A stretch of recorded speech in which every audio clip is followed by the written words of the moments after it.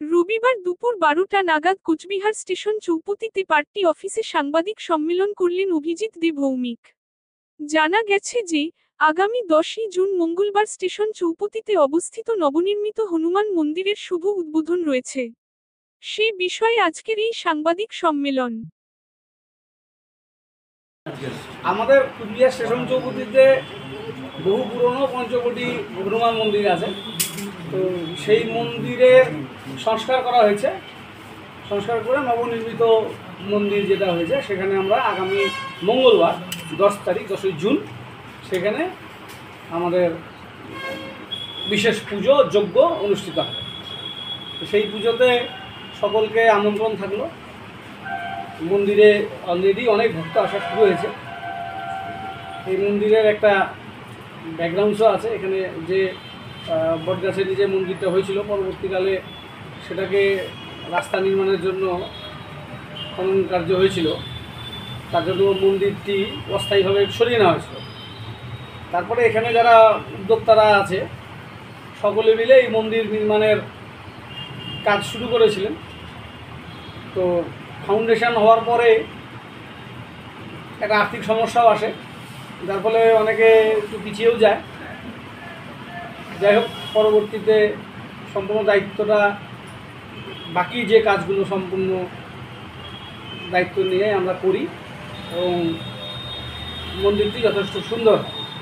Cooch Behar circuit হাউসের পূর্ব দিকে যে মন্দির, তা আমরা আশা করি আগামী 10 তারিখ মঙ্গলবার সকলে বজরংবলীর এই মন্দিরে আসবেন, প্রসাদ পাবেন।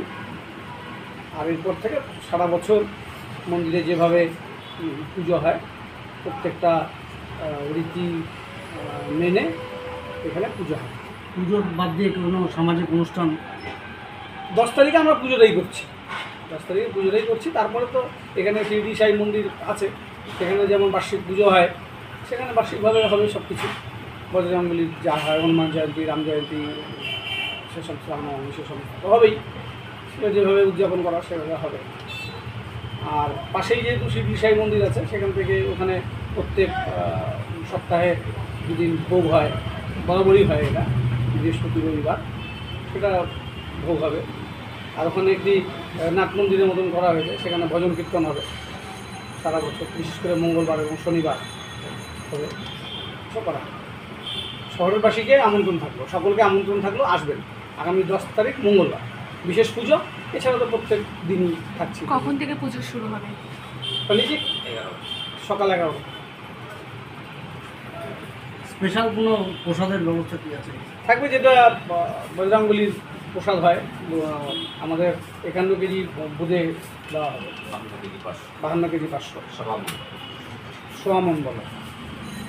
ঠিক আছে। से पूजा का कार्यक्रम शुरू होगा। जब पूर्णिमा लगेगा तो पूर्णिमा लगने के साथ साथ पूजा का कार्यक्रम शुरू होगा। हनुमान जी की पूजा होगी, हनुमान चालीसा का पाठ, सबामन बुंदिया का भोग लगेगा, जिसको सबामनी भोग कहा जाता है। उसके बाद हवन यज्ञ इत्यादि होगा। यही सब कार्यक्रम। होम यज्ञ होगा। पूजा में स्पेशल कोई चीज़ होगा क्या? स्पेशल सबामनी भोग होगा। सबामनी भोग स्पेशल है।